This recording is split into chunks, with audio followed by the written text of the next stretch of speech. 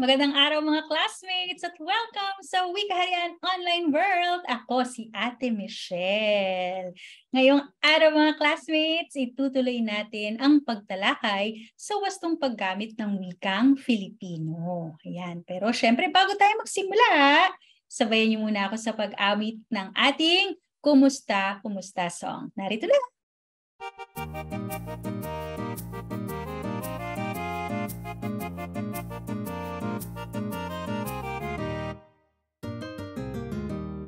Kumusta, kumusta, kumusta?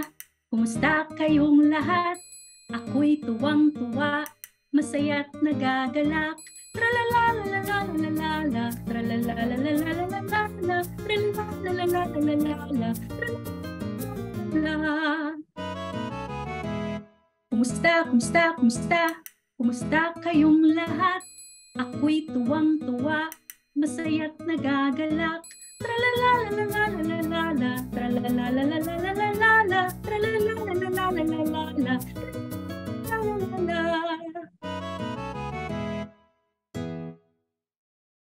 Ngayong araw, pag-uusapan natin ang wastong gamit ng gitling sa mga inuulit na salita. Alam niyo ba ang itsura ng gitling o kung paano isulat ang isang gitling? Sige, papakita ko sa inyo ha. Sa pagsulat ng gitling, tayo ay guguhit ng isang maikling linyang nakahiga sa gitna ng ating papel. Ito. Ganyan. Yan ang gitling. At ang gitling ang nagdirikit sa mga pantig o salita. Ginagamit natin ito sa iba't ibang mga salita. Ang gitling ay ginagamit sa mga inuulit na salita. Halimbawa na lang ang salitang araw. Minsan inuulit natin ang salitang ito para maging araw-araw. Okay? At kapag inuulit natin ito, kailangan natin gamitan ng gitling sa gitna. Okay? Araw-araw. Ganon din ang salitang gabi. Yan. Kapag inuulit, ito ay makakabuo ng bagong salita. Yung gabi-gabi. Pero kailangan ng gitling sa gitna. Ganon din ang salitang iba. Yan.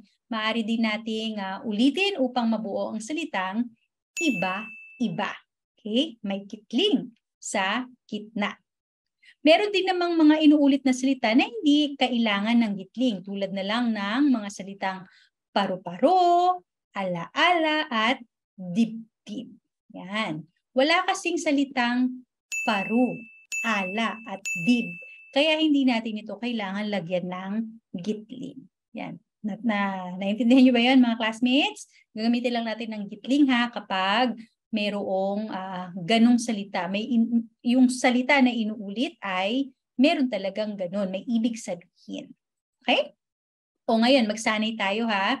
Magpapakita ako ng mga salita at sabihin nyo kung kailan ba ito o kailangan ba ito ng gitling o hindi. Handa na ba kayo? Sige, simulan na natin. Ang unang salita ay buwan-buwan. Buwan-buwan. Buwan-buwan, dumadalo kami kina lolo at lola.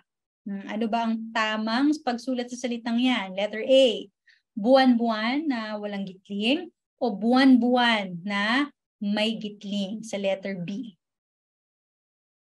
Anong inyong sagot?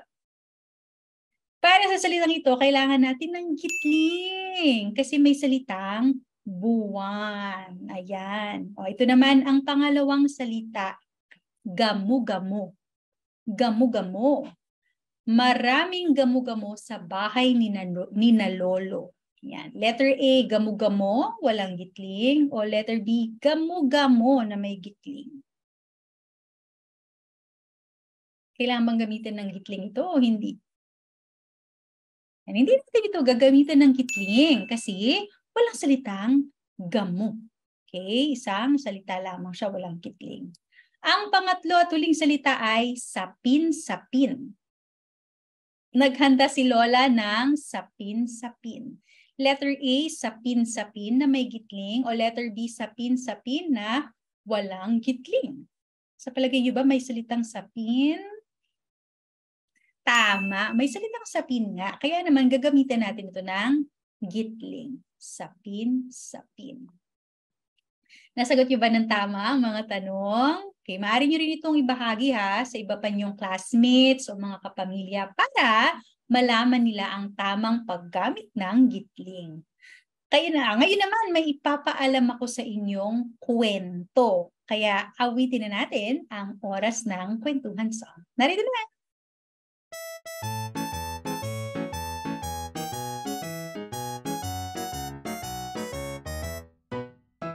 Oras na ng kwentuhan.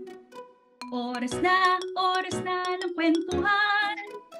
Oras na, buksan ang mata't tenga. Oras na ng kwentuhan. Oras na ng kwentuhan.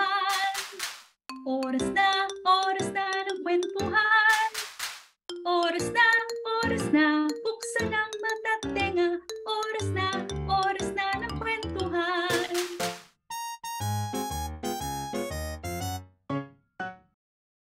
Mga classmates, mahilig ba kayong gumuhit? Ano ang madalas ninyong ginuguhit? Sa kwento natin ngayong araw, alamin natin kung ano ang gustong iguhit ng tauhan. Ang bumagat ng ating kwento para sa araw na ito ay nagsimula sa parisukat. Ito ay mula sa USAID ABC Plus na isinulat ni Yvette Tan. Binibining Rosa, gusto ko pong gumuhit ng elepante. Hindi ko po alam kung paano. Pwede niyo po ba akong tulungan? Ang sabi ko. Siyempre naman, sabi ni Binibining Rosa. Anong hitsura ng elepante? Tanong niya. Malaki po sila, sabi ko. Tama, malalaki sila, sabi ni Binibining Rosa. Ano pa ang masasabi mo tungkol sa elepante? Tanong niya. May 4 silang matatabang paa, sabi ko. Tama, may 4 silang matatabang paa, sabi ni Binibining Rosa. Ano pa ang masasabi mo tungkol sa elepante? Tanong niya. Malaki po ang ulo nila, sabi ko. Tama, malaki ang ulo nila, sabi ni Binibining Rosa. At may mahaba silang nguso, sabi ko. Ano pa ang masasabi mo tungkol sa elepante? Tanong niya. Malaki ang tenga nila, sabi ko. Tama, malaki ang tenga nila, sabi ni Binibining Rosa. Ano pa ang masasabi mo tungkol sa elepante? Tanong niya. Meron silang mahabang buntot, sagot ko. Tama, mahaba ang buntot nila, sabi ni Binibining Rosa. At syempre, may 2 silang mata, sabi ko. Ayan, nakagawa ka na ng elepante, sabi ni Binibining Rosa. Oo nga po, sagot ko. Nagsimula ako sa isang parisukat. Ano pa ang ibang hayop ang maiguguhit mo gamit ang parisukat? Tanong ni Binibining Rosa. Dito nagtatapos ang kwentong Nagsimula sa Parisukat na isinulat ni Yvette Tan mula sa USAID ABC Plus. Nakinig ba kayo ng mabuti sa kwento, mga classmates? Subukan nating sagutin ang mga tanong, Ano ang gustong iguhit ng mag-aaral sa kwento? Ano bang hayop yung gusto niyang iguhit? Isang? Tama, isang elepante nga. Kanino siya humingi ng tulong para makaguhit ng elepante? Magaling kay Binibining Rosa sa kanyang guro. Paano inilarawan ng mag-aaral ang elepante? Ano ba yung mga sinabi niya tungkol sa elepante? Sige, isa-isahin natin May malaking ulo, may mahabang uso, may malaking tenga, may mahabang buntot, at syempre may 2 mata. Mahusay, classmates? Tulad din ba kayo ng mag-aaral sa kwento? Humingi rin ba kayo ng tulong kapag nahihirapan o may hindi kayo alam na gawin? Alam nyo, magandang humingi ng tulong. Di kaya magtanong. Ilan lang ito sa mga paraan para tayo ay matuto. At tulad sa ating kwento, susubukan natin ngayong gumuhit ng isa pang hayop mula sa isang parisukat. Ayan. Subukan natin gumuhit ng isang aso. Yan. Sige, ihanda nyo ng inyong mga panulat at papel. At sabay-sabay nating iguhit ang aso gamit ang parisukat. Okay? Sige, syempre, magsisimula tayo sa isang parisukat katulad na lang ng ginawa ng bata sa kwento.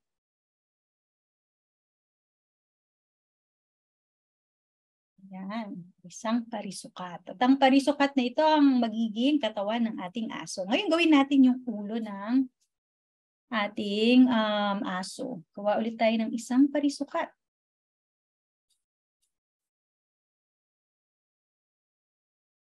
Yan. Gawin natin yung buntot, no, ng ating aso. Gawin naman natin yung mga paa.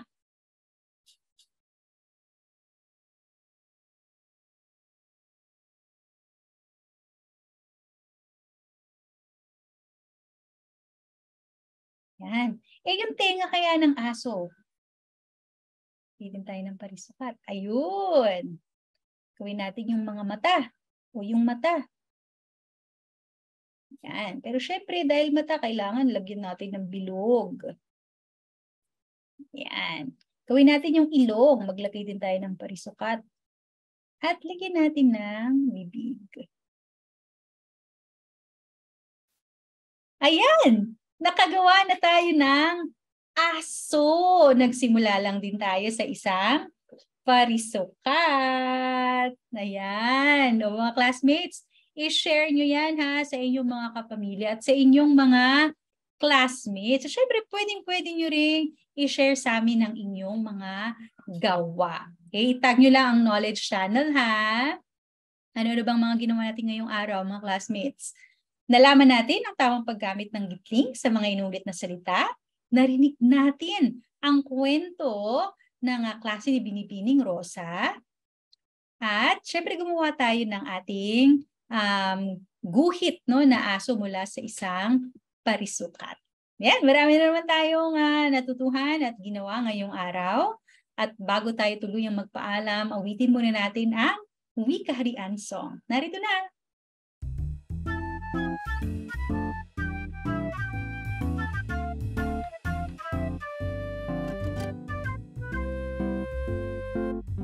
Nagsimula ang lahat sa mga titik, kapag nadikitan ay nagiging pantig.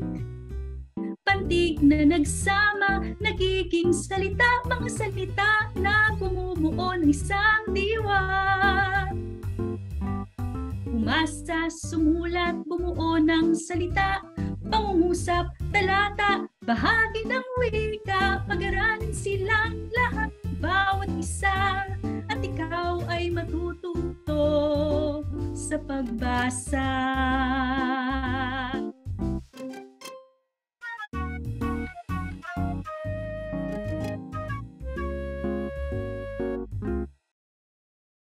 Maraming salamat mga classmates at magkita-kita ulit tayo sa susunod. Paalam!